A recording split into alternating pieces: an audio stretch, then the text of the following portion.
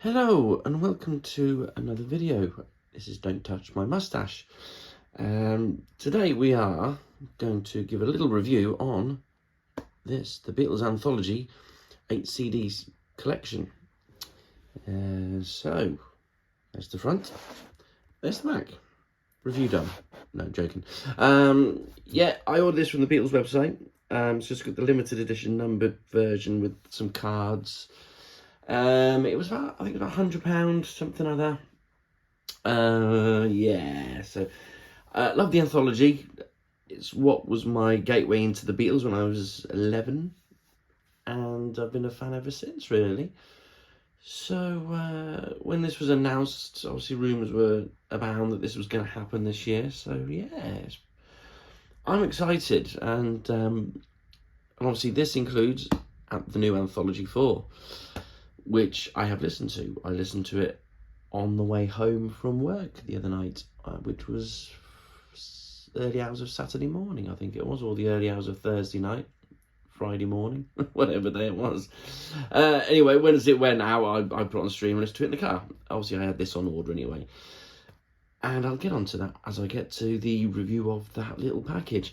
So, here it is. You get the slip, little thingy, which I think is a nice photo. It's a photo, obviously fans will know the photo, and so it's nice to see these sort of photos getting a bit more attention, because the photos from them sessions are pretty nice. So yeah, that's a nice glossy picture, and there's a track listing for the 4 anthologies. Yeah, pretty cool. And this, I love this. There's no denying this artwork that Klaus Foreman did. This is fabulous. It still is. You know, I still think it's brilliant. I really do. I really think it's nice with the grey as well and the backdrop. And I think this is a really nice little box. I really do. I think it's nice and glossy. It gives a bit of information there. As everyone knows by now, it's a 25 remaster by Charles Martin. So, yeah, we've got... I'll give it a bit of detail as we go on. So I'll get them out one by one. There's Anthology 1. I said a lot of videos, people have already seen these by now. I just wanted to give my thoughts, really. So Anthology 1, it's pretty much the same for all of them, really. So there's Anthology 1, Anthology 2, Anthology 3, and Anthology 4. So which I think I want to delve into this one a bit more than the other 3. The remastering work on these, particularly on Anthology 1, is noticeable in certain places. Some of the songs are a little bit more extended by a few seconds, and obviously the early recordings of That'll Be the Day, in spite of all the danger and stuff, they've had some sort of stereo fiddling go on with them.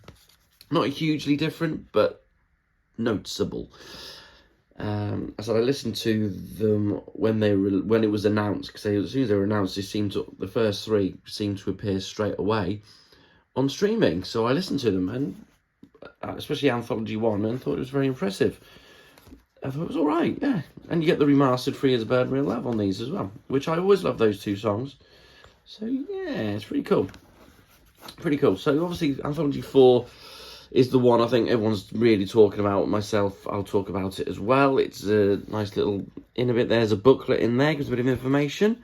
I said there's loads more of other videos out there giving a lot more detail than what I'm doing. I just want to do a bit of an opinion on it and a little bit of a review, mainly due to the new remixes of Free as a Bird, Real Love. Free as a Bird, I think, is brilliant. I think the original is brilliant, and I think this new remix is really cool.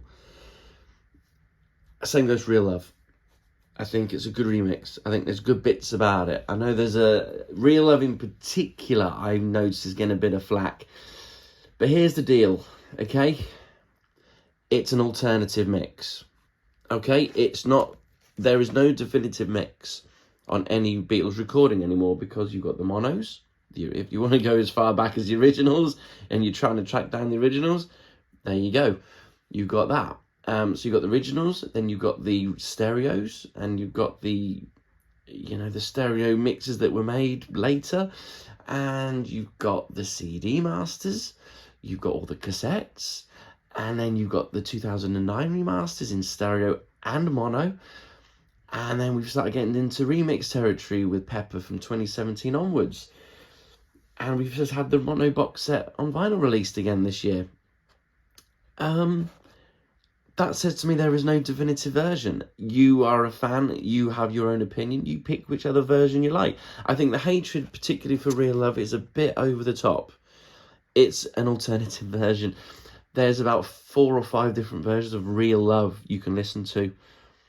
You know, so don't start having a whinge. It's right, you don't like it, okay, get it, fine. Yeah, I'm not keen on it, whatever. I personally like it. I think the middle section with the guitar solo that George does and the all the backing vocals, as the, you know, obviously in the video the instruments are going up into the sky, they're more dominant, and I think that, not dominant, but they're higher up in the mix, and that sounds brilliant in Real Love. I know some people are saying about the guitar licks are missing a bit, but you know what, it's an alternative. You've got the other ones there to listen to. All right, so there we are, done. I just want to mention Now and Then in particular, because listening to it in the car on streaming the other night, it felt a bit more airy. I think the original mix of Now and Then that came out a couple of years ago when it was released for the Blue Album, I think brick wall is a word that's been used a lot for it, and yet it's a very loud mix. So much so that particularly the drums, I've noticed that the fills in, like, all the loud bits in the song, the fills are just not there, and the bass drum is very low. It starts off when the song's quite quiet, you can hear the bass drum and the fills, but as the song gets louder, the drum fills on the toms and the bass drum do go missing a little. There is a bit going on there, and I in the car I listened to it and I thought, it sounds a bit more airy, but listening to it again on excuse me, on CD recently, it didn't sound much better. Maybe slightly, maybe 4 or 5% tweaked, maybe like a remaster they've done for it, just to sort of keep the volume levels similar to the rest of the album, maybe, I don't know. But yeah, the rest of the album, the rest of the songs on Anthology 4, it's fun, man, it's really fun. People are saying cash grab and this, that and the other.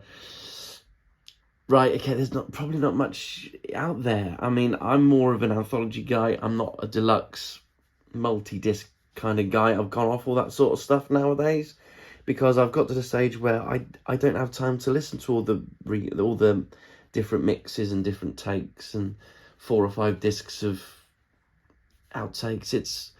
For me, it's a one listen. I never listen to them again. I very, very rarely listen to them again.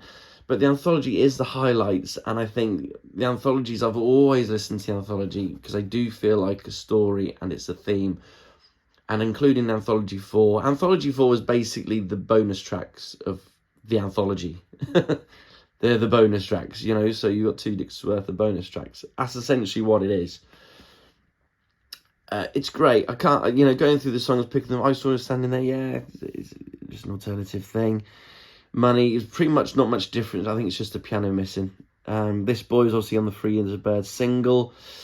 If you had that, you can still pick it up here, there and everywhere. Yeah, see what I did there. Tell Me Why. I love Tell Me Why. It's a song that doesn't get played very often, and I don't think it's very highly regarded as very good, but I've always loved Tell Me Why. I think it's a cool song. I think it's a fun song. If I Failed, yeah, it's the whole thing. Every Little Thing's good. I Need You was one I thought stood out quite a lot because I thought that it's faster and it's quite stripped back. I like it. It's cool. Yeah, it's all Nowhere Man is instrumental, pretty much. Pretty cool. I'm just picking up a few. She's Leaving Home is really nice instrumental of that. Love that. Baby You're a Rich Man. Love that song. Always have. It's not a song that gets played very often, and it's one of my favourites these days. Yeah, it's pretty cool. Full the Hill instrumental, nice to hear. I Am the Walrus is great fun. All the orchestral bits. Oh, it's great. Hey Bulldog instrumental, brilliant. There's a bit where Ringo mistimes a fill or something, and he instantly corrects it. Genius. Well done, Ringo. I love little bits like that. And Ringo, now and again you hear things and you think, oh yeah, oh he's mucked up, oh he's restored, he's got back on track. Very good, very underrated drummer Ringo, because all this stuff was live. You know, and sometimes they kept mistakes in. But, you know, Hey Bulldog, he makes a little bit of a mistime, a little mistake, and he rectifies it instantly and is back in the groove. And I think it's brilliant. It's fantastic. Goodnight is awful. I'm not going to lie, it's terrible. But it's fun to listen to. The harmonies are all over the place. They're still working it out. It's brilliant, but awful. While my guitar gently weeps, nice. Yeah, cool. Yeah, I don't care. Not heard that one before. Helter Skelter. Yeah, brilliant. Can You Take Me Back goes on a little bit, but it's fine. Yeah, and well, Octopus's Garden is so beautiful with them listening to Ringo's demo. It's so nice. Don't Let Me Down. Yeah, cool. Yeah, it's great. Something, and the strings on that are just beautiful. And obviously then you got the 2 remix songs in Now and Then. And I've said my piece about that. Yeah, so all in all, I think this is great fun. Okay, I said this also comes with some cards, some postcards in there. Google it, you'll see what they look like. You know what I mean? I've got 3601 out of 8,000. Anyone who cares, I think it's pretty cool. I love it. I love the Beatles. I love the Anthology. Nothing's ever perfect in life, but you know what? This is fun. I like it. I ain't got a problem with it. It's beautiful. It's going to go on my shelf. And I would look at it every morning I wake up, have a little look, ooh, Beatles Anthology. And then I go to bed every night, have a little look, ooh, Beatles Anthology box set. When I've got a night off, I'll be ploughing through this the best I can. Even though I've heard obviously a lot of it. And we've got the series coming up in the next few days. Yes, it's good to be reliving the 30th anniversary of the Beatles Anthology. Well in. Love the Anthology. Fingers crossed it does well in the charts, and it does really well. I'm really hoping it does. That's all for me. I've got another video coming up soon about some 4K Blu-rays I bought. Yeah, and that'll be coming next. Beatles Anthology, go and buy it. You'll enjoy it. Just see it. It's fun. Anthology 4, it's fun. Okay? Don't take it seriously. Real love is fine. You can have a difference of opinion. Not a problem. It's fun. It's fun. Take care. Ta-da.